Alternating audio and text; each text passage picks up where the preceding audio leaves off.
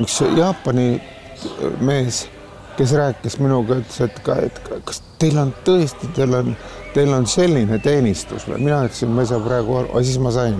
Ta arvas, et on jumala teenistus. No, kui inimesed tõusevad püsti ja laulavad ühte laulu, et see on mujal maailmas on see, et see on jumala teenistus. Eks. Erinevad Eesti nurgad pole ainsad, kus tullakse käputeiteks päevadeks osa võtma sellest äsja Tõnis Mägi poolt räägitud eestlaste jumalateenistusest.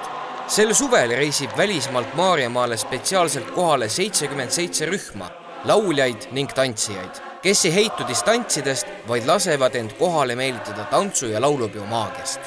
It's very exciting. Like, it's always like this big thing, this big legendary thing.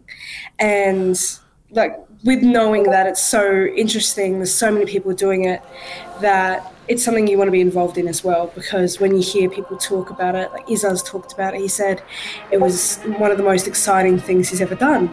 And when my mother and father went to see it on their honeymoon in 1999, they said it was like so moving, it's so emotional, it's such a big thing. So it's something I've always wanted to do. Madeleine on 20. sajandi keskel maa Kukla poolele emigreerinud eestlaste järeltulija. Tüdruk laulatati koos õega rahvatantsu usku enda isa Toomase mõjutusel juba 2-aastaselt. Austraalia ülikoolis keskkonnateadusi tudeeriv neiu esineb juulis Tallinnas väliseestlastest koosneva grupiga Austraalia virmalised, mis on tantsupeol esindatud 17 liikmega. Tantsijad koonduvad peamiselt Sydneyst, aga ka vähemal määral Canberrast ja Adelaide'ist. We started coming together in late 2023. I think it was about September or October.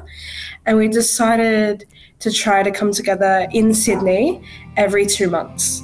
So the 4 of us from Adelaide would fly to Sydney. Later on, closer to Dansupido, it's become roughly every month. But for someone like me who I can't really afford to go every month, so I'm going like every second month. Virmalised on Austraalia eestlasi Sydneys ühendanud juba 1930. aastast saadik.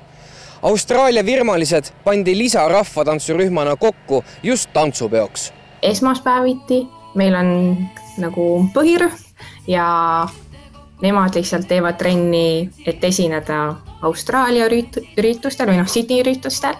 Ja siis me panime Austraalia virmalised, me panime selle rühma kokku siis tantsupeo jaoks. Et need on siis need inimesed, kellel on võimalik minna see aasta Eestisse, sest samas see on väga nagu kallis ja pead töölt ka vabaks võtma selle aja. Meil on seal noori, ma arvan, et Adelaide'i omad on kõige nooremad, kes on sellised ülikooliealised, õpivad veel. Ütleme, võib-olla ülejäänud inimesed on sellised 30-40 vahel, võib-olla 25 kuni 40, ütleme. IT-valdkonnast, õpetajaid, kõike. Suurpeole kvalifitseerumine toimus Austraalia virmalistel samasuguse valiksõela alusel nagu Eesti rühmadelgi.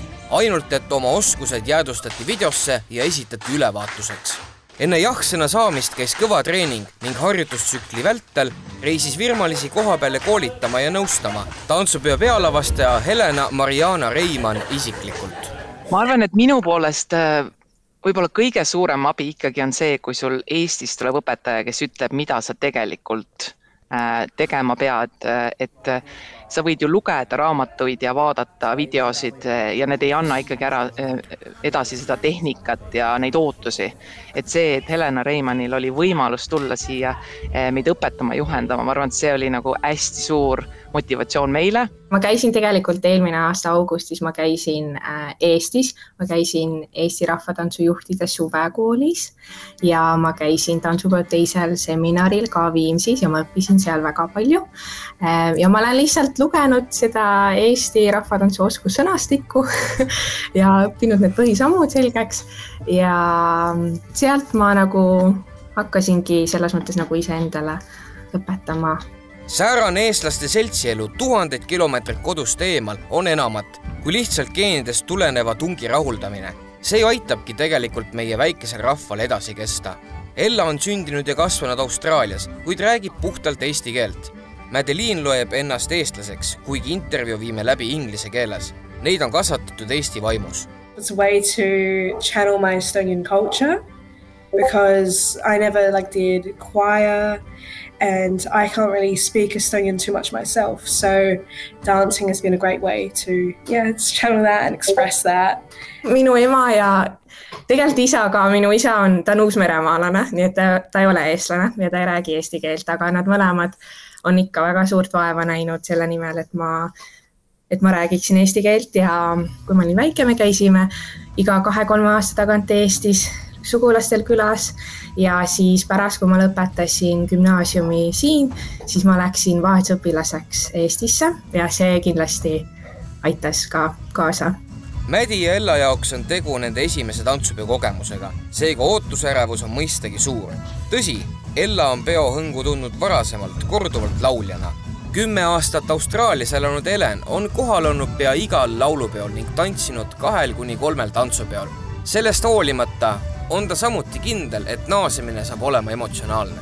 Ma julgen vähemalt enda näitel öelda, et ma olen tõenäoliselt suurem Eesti patriotism elades Austraalias, kui ma olin Eestis olles.